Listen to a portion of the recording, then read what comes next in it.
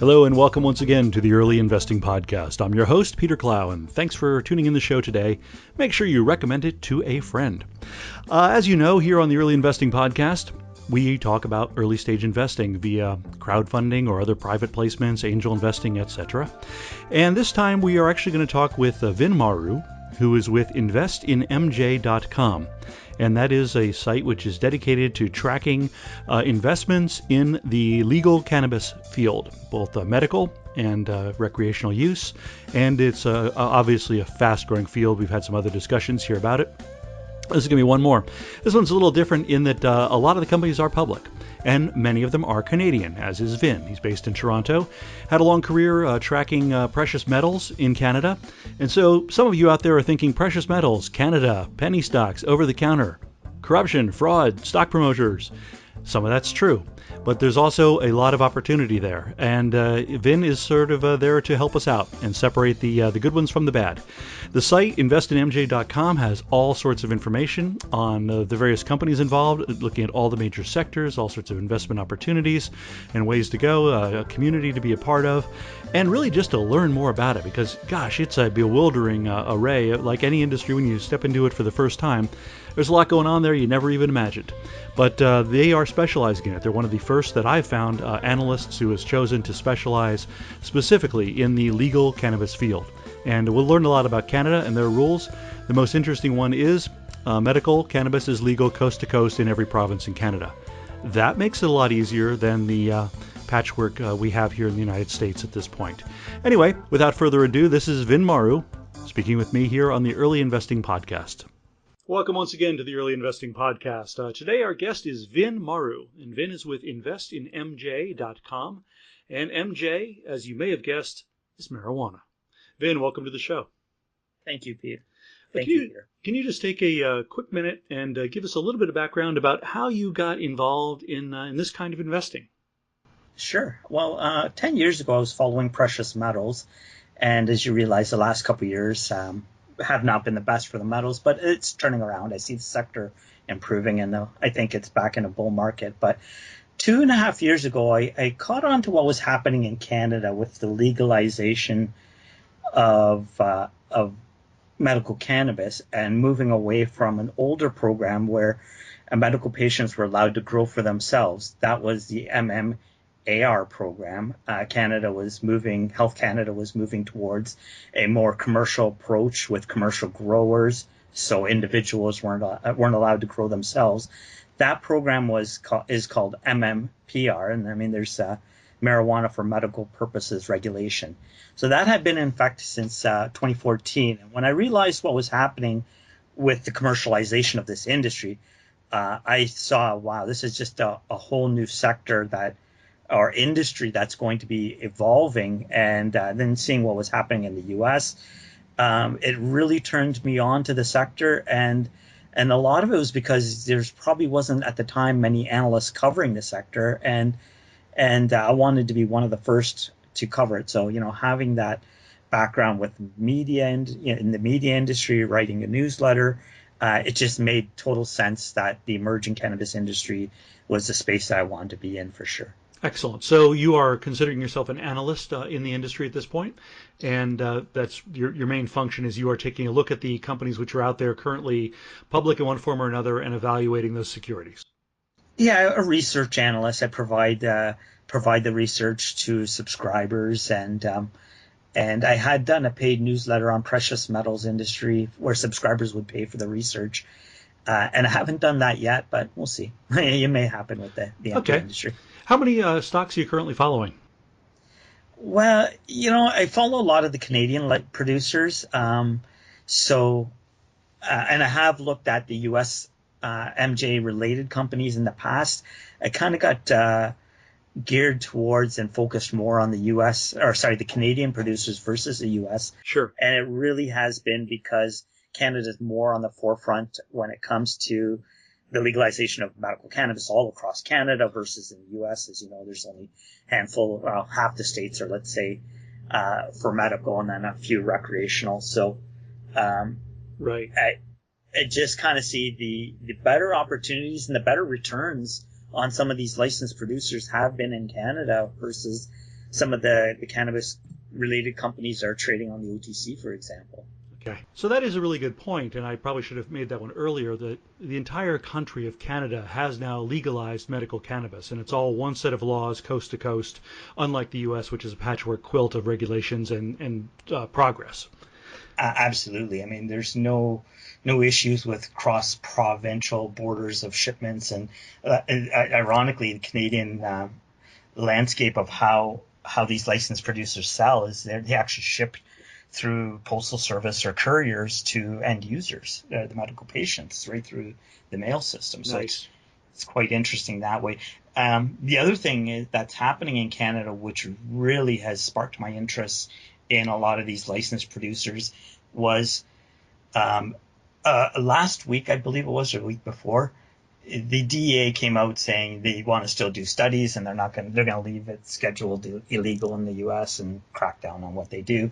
Canada, the same day, just repealed a legal ruling that had been in place where medical patients who had grown for themselves in the past, over the last 2 years, they weren't allowed to, unless maybe they had been grandfathered in. But for the most part, Canada wasn't allowing medical patients to grow for themselves. Well, that had been overturned on the same day the DEA came out. And so what's happened as of actually today, ironically we're speaking, today is the first day that Canada is now allowing medical patients to grow for themselves. There's an application process, but nonetheless, it's progress. So you have a lot of these licensed producers that, we're expecting all the medical patients to come to them. Well, that may change now. Yeah, well, I mean, some will and some won't. I mean, I still buy tomatoes at the Whole Foods, even though I have some plants in my backyard.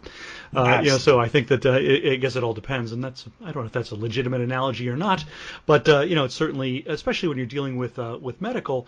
So many people in that frame use it as in an edible form because they know exactly what dose they're getting, and it's not like just smoking a bit. Do I do one or two puffs or hits, and it's hard to measure that as opposed to taking a 10 milligram candy bar.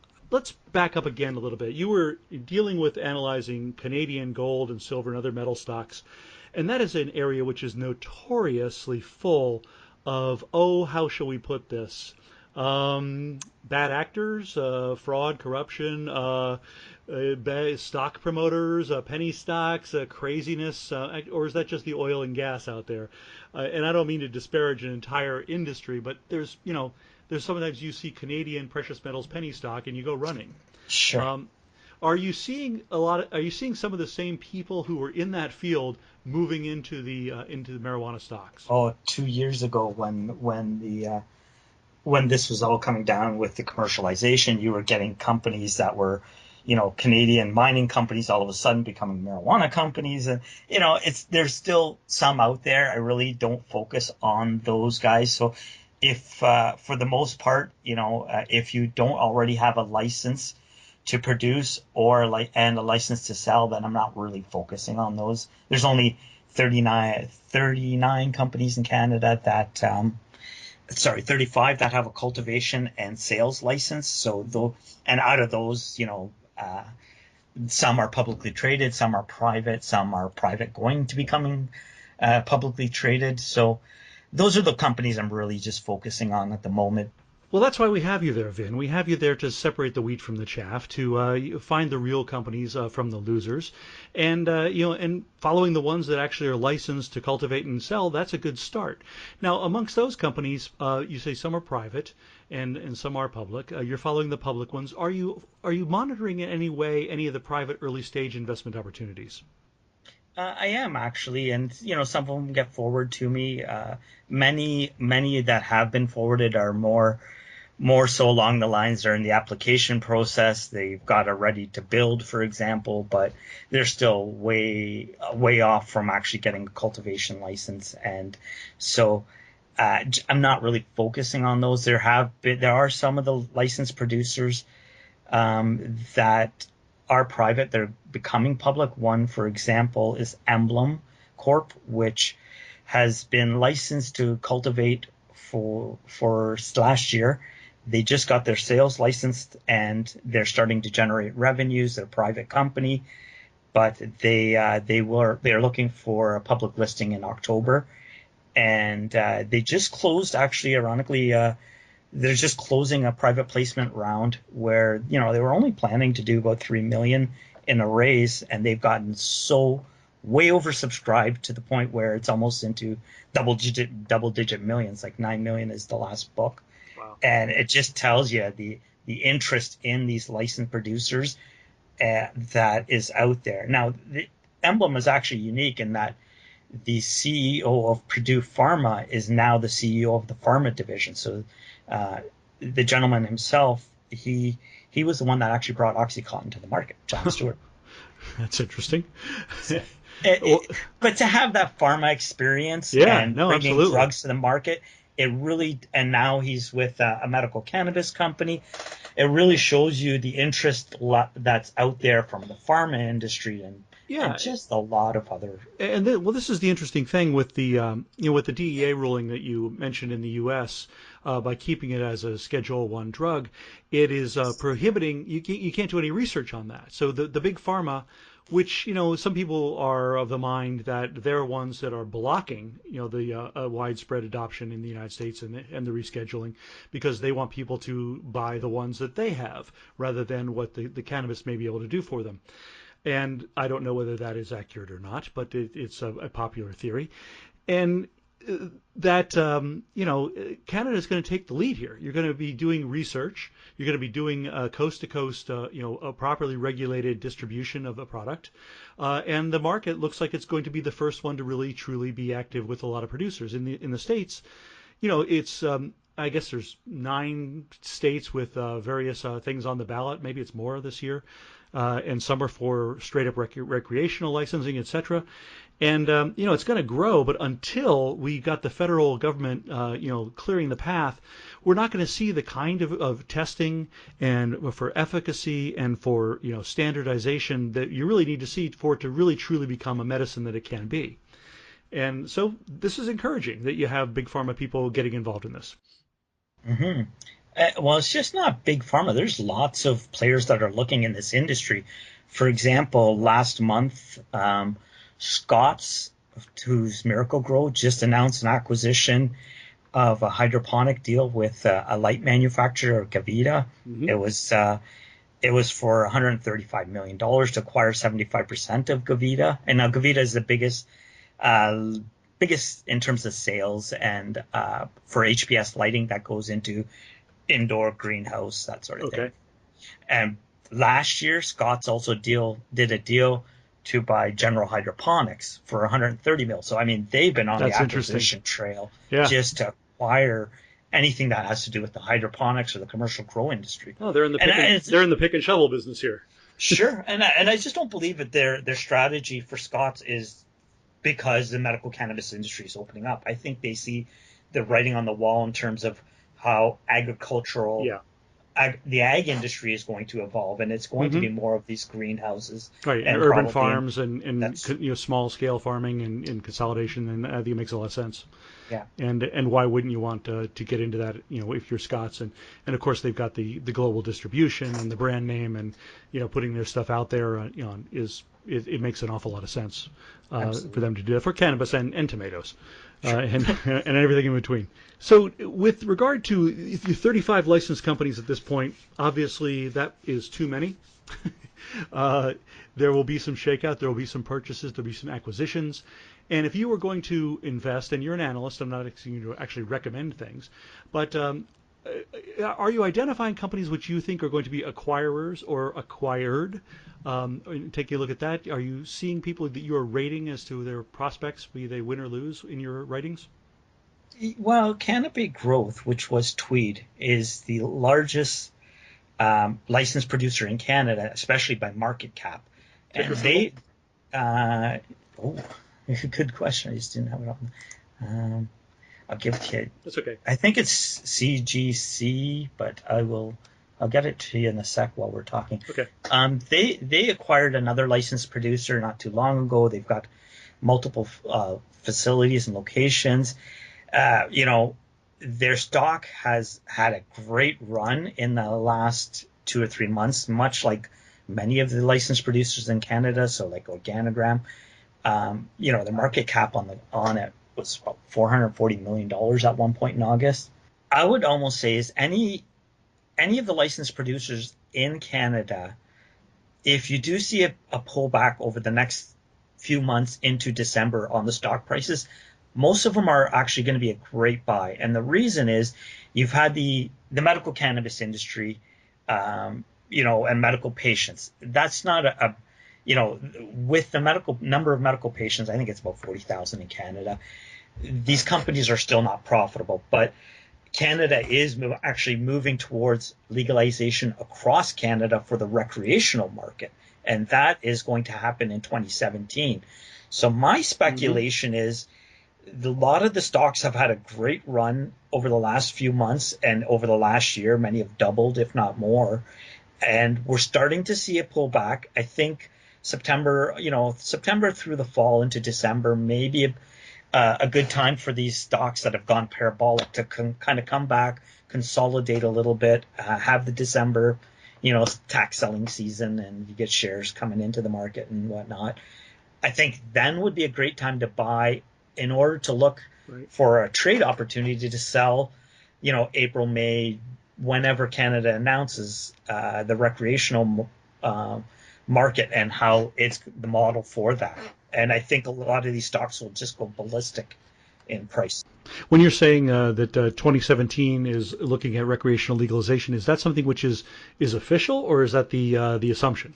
No, it's already been announced, and I think it was announced on 420. I got to check the date itself, but it was announced earlier this year, just a little while ago, and that's Justin Trudeau is the Prime Minister of Canada. One of his major campaign promises was to allow for recreational medical or recreational cannabis, and he's moved ahead with it. I mean, against the U.S. totally opposite of where the U.S. is going on the market. Canada seems like it will be the second country to allow recreational cannabis for use. So this is obviously the reason that you got into this, and this is why we're discussing it, and why all these companies are going after it. It's going to be a huge market. It's just a matter of when is it going to be a huge market in the United States. It looks like 2017 in Canada, and other countries will fall into line. It'll be very interesting to see how the U.S. treats imports. If, like the state of California will allow Canadian producers to actually sell their wares into the state. I have no idea how that's going to go. Are there any regulations against export that exist? Not that I'm aware of, and in fact, I think it was Canopy Growth Tweed that had I heard an announcement where they were looking to actually export into Germany. So there you go. Okay, I'll have to take a look at it. There's nothing in place where I've seen that the licensed producers in Canada cannot export. So yeah, it'll be interesting to see how that all plays out. And taking a look at you have a newsletter which comes into my inbox on a regular basis, and people can sign up for that. It is free, and I guess they would find that at your website, which is in investinmj.com.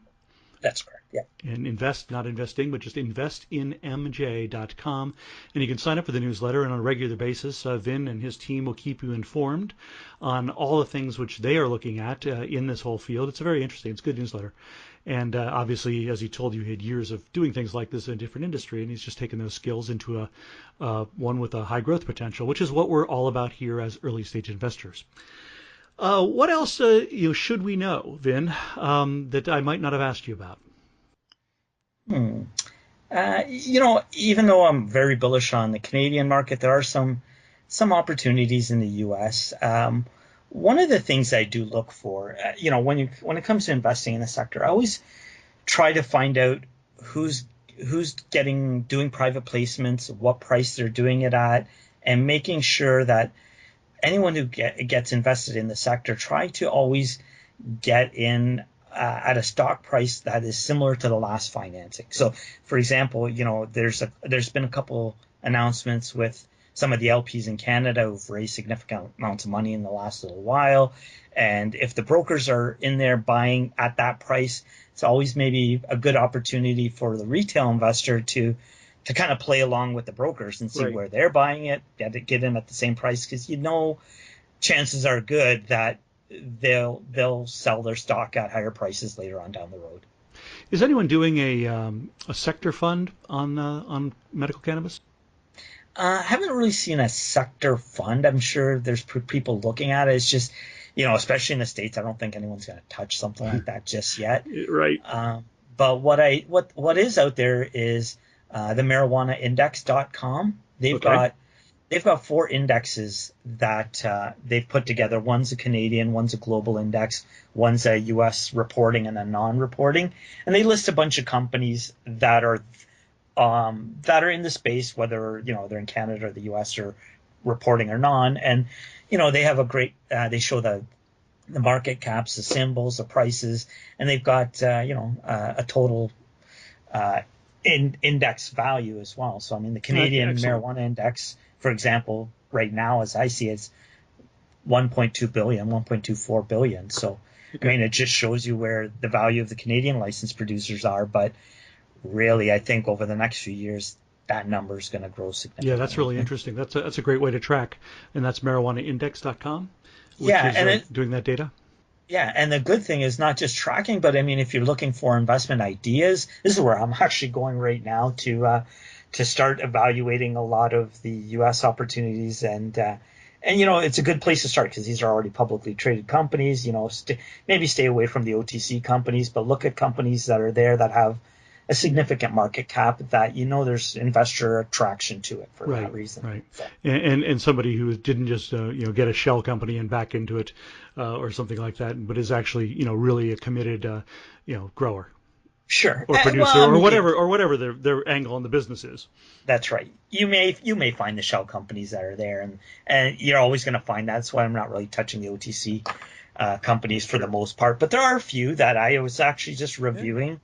And their market caps in the U.S. and I was kind of impressed with, the values of that they're getting. For example, Tweed in Canada, the licensed producer, they have a market cap of about 440 million, and symbol was C Canada Growth CGC. Organogram has $140 million market caps, coming off a little bit. Yeah. Aurora, these, they're all well over $100 million, but there's a few in the U.S. that are 20, 30, 50 million that actually do look promising, and that's something you may want to look at. Absolutely. We're going to be looking at the sector. We're going to be looking at individual companies. We're going to be looking at trends. And we're going to be looking at results after Election Day in November to see what goes on. And we will be checking in with you as well in the future to see what as changes come. And thank you very much for your insight and perspective here on the Early Investing Podcast. Thank you, Peter, for having me.